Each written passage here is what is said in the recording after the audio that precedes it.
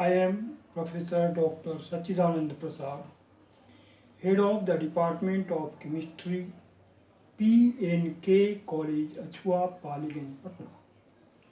Today I want to explain the ideal gas equation or equation of state. Just now we get ideal gas equation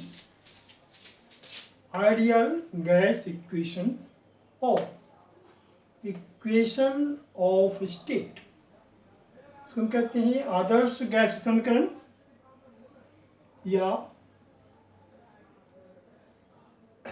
अवस्था समीकरण। कहते हैं आदर्श gas equation या अवस्था समीकरण से हम कहते हैं।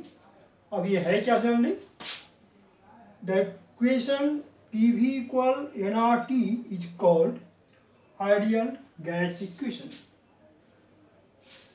PV equal nRT को हम लोग आइडियल गैस इक्वेशन कहते हैं, जहां where P equal pressure of gas, V equal volume of gas, N number of moles of gases, R gas constant, T absolute, zero temperature. बताया गया P जो है गैस का ताप हो गया, V गैस का आयतन हो गया, N number of gas, moles of gas, gas के मोलों की संख्या हो गया, R gas constant, T absolute zero temperature, परम शून्य तापक्रम, और केल्विन टेम्परेचर भी से कहते हैं। इफ n इक्वल 1 मोल, यदि हम n का मान 1 लेते हैं, देन PV इक्वल RT, ये 1 हो गया, PV का RT क्वेश्चन 1 हो गया, और PV बाई T इसको मिल गया, PV by T equal R, ये हो गया question 2। If volume of m gas off gas, if volume of m gram of gas at temperature T1 and pressure P1 equal to V1, then from equation 2 P1 V1 by T1 equal R हो गया। Question 3 क्या बताया गया, यदि हम temperature T1 pressure P1 रखते हैं और इस ताप एवं दाब पर गैस के m ग्राम का आयतन V1 होता है, तो P1 by T1 equal R हो गया। Question 3 and if volume of gas is changed V2 at T2 and V2, T2 and P2, तो क्या हुआ, यदि प्रेशर बदल दे P2, वाटर बदल दे V2, प्रेशर बदल दे P2, टेम्परेचर बदल दे T2, तो गैस का वॉल्यूम अगर V2 हो जाता है, means at temperature T2 and pressure P2, volume of m gram of gas is V2, then P2 V2 by T2 equal R। इसी फॉर्मूले से इसको निकाल सकते हैं। यदि हम प्रेशर चेंज कर देते हैं, टेम्परेचर चेंज करते हैं, तो m ग्राम गैसेज का वॉल्यूम भी चेंज हो जाएगा। यदि टेम्परेचर T2 प्रेशर P2 लेते हैं और m ग्राम गैस का वॉल्यूम V2 हो जाता है, तो क्वेश्चन इसके हिसाब से निकालेंगे हम लोग P2 V2 by T2 equal R। Question 4 हो गया। From equation 3 and 4, equation 3 and 4, P1 V1 by T1 equal P2 V2 by T2। क्या है, सो P1 V1 by T1 equal P2 by T2 जो है, ये क्वेश्चन को मिलता है जो आइडियल गैस इक्वेशन प्राप्त होता है। इसमें हम ये पता करते हैं कि डिफरेंट टेम्परेचर एंड प्रेशर पर कांस्टेंट मास वाले गैस का वॉल्यूम क्या होगा। टेम्परेचर चेंज होगा और प्रेशर चेंज होगा, वॉल्यूम कैसे चेंज होगा, में क्या रिलेशन होगा, ये यहाँ बताया गया। बताया क्या, P1 V1 और T1 का पहला कंडीशन है, तो सेकंड कंडीशन क्या, P2 T2 हो जाएगा, और ये भी R होगा, मतलब दोनों कांस्टेंट है, तो P1 V1 by T1 equal P2 T2। Question 5 होता है, इस इक्वेशन का यूज है कंपोजिशन में यूज होता है। ये इक्वेशन जो है केमिकल कैलकुलेशन, इसका बहुत ज़्यादा यूज है, नोट कर लें। और अब क्या है, if gas is collected on the surface of water, यदि हम किसी गैस को जल के सतह पर जमा करते हैं और उसके प्रेशर गणना करते हैं तो उसमें जल के एक्वस टेंशन, जल तनाव एक्वस टेंशन का मान एक्चुअल प्रेशर से घट जाता है। तो जो प्रेशर आपका P1 यहाँ है जी, पहले से गैस का जो प्रेशर कैलकुलेट करते हैं हम लोग on the surface of water, तो वहाँ पर जो है तो प्रेशर P1 है तो उसमें से एक्वस टेंशन F को घटाना पड़ेगा, तो एक्चुअल प्रेशर होगा गैस का। जल का जो टेंशन है उसको घटाएंगे तो एक्चुअल प्रेशर होगा उस गैस का। तो यदि हम वाटर के सरफेस पर गैस को कलेक्ट करते हैं, उसमें से निकालते हैं, तो P1 minus F into V1 by T1 equal हो जाएगा P2 V2 बाई T2। इनका उपयोग कैलकुलेशन में कर सकते हैं। तो ये हो गया आपका 2 इक्वेशन मिल गया इसमें, यह भी इंपॉर्टेंट इक्वेशन हो गया जिससे हम कैलकुलेशन कर सकते हैं। और the surface of water gas collect करते हैं, उनमें टेम्परेचर पे चेंज में क्या क्या वॉल्यूम चेंज होगा उसका सही निकाल सकते हैं। नहीं, ये हो गया आइडियल गैस इक्वेशन एंड इस रिलेटेड फॉर्मूला और निकल गया। आइडियल गैस से ही हुआ पी वी क्लियरिटी, इसे हम निकाले कि ये फॉर्मूला निकालें, ये P1 V1 T1 equal P2 T2। Pressure temperature होने पर वॉल्यूम क्या चेंज होगा, कैसे चेंज होगा, इसको हम इस फॉर्मूला से निकालेंगे। और ये एक्वस टेंशन से क्या, जल के सतह पर हम गैस को कलेक्ट करते हैं उसका एक्चुअल प्रेशर जो है वो तब कैलकुलेट होगा जब कैलकुलेटेड प्रेशर में से एक्वस टेंशन को घटाया जाएगा। तो P1 minus F into V1 by T1 P2 V2 by T2। यानी विक्टर मेयर मेथड से हम लोग मोलेकुलर वेट निकालते हैं, प्रेशर निकालते किसी गैस का, तो ऐसे में वाटर पर कलेक्ट किया जाता है गैस को, वहाँ पर इस तरह का फॉर्मूला होता है।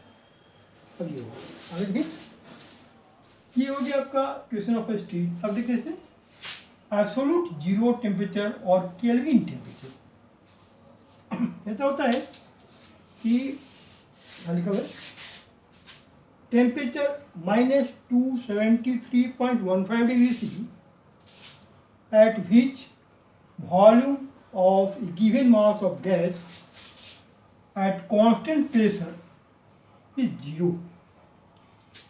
टेम्परेचर -273.15 डिग्री C पर किसी गैस के निश्चित मात्रा का आयतन जीरो हो जाता है, तो उस तापमान वो टेम्परेचर क्या हुआ, therefore it is called absolute zero temperature. जिस टेम्परेचर पर गैस का वॉल्यूम जीरो हो जाएगा तो हम कहेंगे absolute zero temperature. Charles law के अनुसार -273.15 डिग्री C पर गैस का वॉल्यूम जीरो हो जाता है, तो हम कहेंगे कि ये जो है सो -273.15 डिग्री C जो हुआ वो एब्सोल्यूट जीरो टेम्परेचर है। इसको हम जीरो के कर सकते हैं। देखिए absolute temperature equal -273.15 degree C equal zero के। -273.15 डिग्री C को हम जीरो के कहेंगे। यदि हम टेम्परेचर को केल्विन जीरो से कह दें तो क्या होगा, तो यदि यहाँ इतना -273.15 डिग्री C इक्वल जीरो के है तो जीरो डिग्री C का कितना होगा 273.15 के 15 के हो गया एंड 40 डिग्री C हम टेम्परेचर जीरो पर T से लेते हैं तो 273 प्लस T डिग्री C इसको हम के कहेंगे। 273 plus T degree C equal T के। परम शून्य ताप हम कैपिटल T शो करते हैं, तो यहाँ पर कैपिटल T जो है परम शून्य ताप जो टेम्परेचर है और इसको केल्विन यूनिट में सेव करते हैं, इसलिए के हो गया। तो मतलब ये हुआ कि जो temperature equal 273 plus T degree C। Temperature T का जितना मान होगा उसी हिसाब से हम लोग इसको केल्विन टेम्परेचर में शो करेंगे। Relation between Celsius and kelvin temperature ये फॉर्मूला बताता है। ये हो गया एब्सोल्यूट जीरो टेम्परेचर। और लिखना है एनटीपी और एसटीपी। इसका यूज होता है एनटीपी का या एसटीपी का। इसका मतलब क्या है जानते हैं? मतलब जान लें आप लोग। नॉर्मल टेम्परेचर एंड प्रेशर और स्टैंडर्ड टेम्परेचर एंड प्रेशर दोनों एक ही नाम है। इसका वैल्यू क्या जान लें? Normal temperature NT plus 0 degree C और 273 के 0 डिग्री सी सेल्सियस लेंगे या रेफ्रिजरेटर में क्या लेंगे 273 ये मानेंगे इसको। 1.5 के इग्नोर करते हैं हम लोग कैलकुलेशन में, ओनली 273 के ही लेते हैं। नॉर्मल प्रेस कितना होगा? एनपी ये हो गया 1 एटीएम, 1 एटमॉस्फेरिक प्रेशर 1 एटीएम और 760 mmHg प्रेशर। तो या तो एटीएम में लेंगे तो 1 एटीएम होगा या फिर mmHg प्रेशर लेंगे तो 760 mmHg प्रेशर होगा। ये होगा आपका नॉर्मल प्रेशर। ये जान गए। अब हम जानते हैं कुछ ऐसे गैसें के बारे में जिनको हम आइडियल गैस कहते हैं और कुछ को रियल गैस कहते हैं। क्या देख ideal gas? A gas which obeys the general gas laws at all temperature and pressure is called ideal gas। कहता है वे सभी गैसें जो किसी भी ताप एवं दाब पर गैस नियमों का मतलब Boyle's law, Charles law, Graham's law, अगले लॉ या फिर क्वेश्चन ऑफ स्टेट सबको फॉलो करता है तो हम कहेंगे कि आइडियल गैस है। नहीं, किसी भी टेम्परेचर पर यदि कोई गैस सभी लॉज को फॉलो करता है तो हम कहेंगे कि वह आइडियल गैस है। लेकिन लिखा है यहाँ पर a gas which obeys the general gas मतलब Boyle's law, Charles law, Gay Lussac's law, equation of state इट्सी सब जो है तो हम कहें क्या general laws at all temperature मतलब किसी भी तापमान या किसी भी दाब पर, किसी ताप और दाब पर यदि कोई गैस जनरल गैस लॉज को ओबे करता है मतलब उसका फॉलो करता है, उसके अनुसार काम करता है तो हम कहें कि वो आइडियल गैस है। लेकिन कोई भी गैस आइडियल नहीं हो सकता क्योंकि जब हम टेम्परेचर घटाते हैं तो वॉल्यूम घटते जीरो हो जाता है। अब तो कोई भी ऐसी गैस नहीं है जिसका वॉल्यूम जीरो तक आ सकता है। उसके ऊपर ही क्या होता है लिक्विडफाई हो जाता है। लिक्विड जो है जीरो मान जाएगा। इसलिए जो भी गैसें हैं तो सभी गैसें जो है वो आइडियल गैस को फॉलो नहीं कर पाता है क्योंकि वो जीरो -273.15 डिग्री सी से पहले ही गैस जो है वो लिक्विड हो जाता है।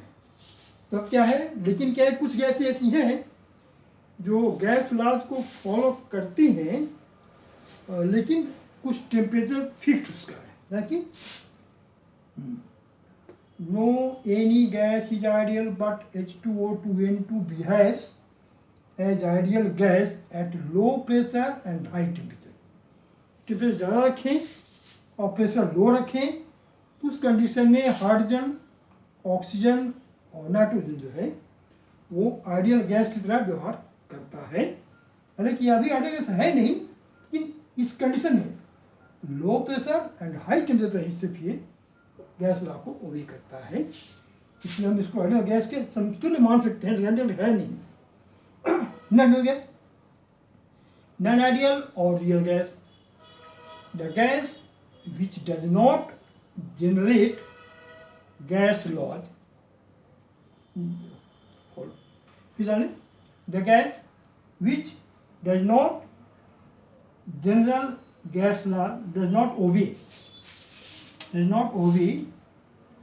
obeys general gas laws.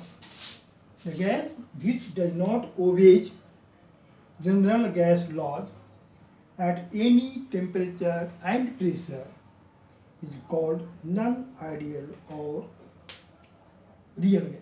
कहता है क्या कि वह गैस जो किसी भी ताप एवं दाब पर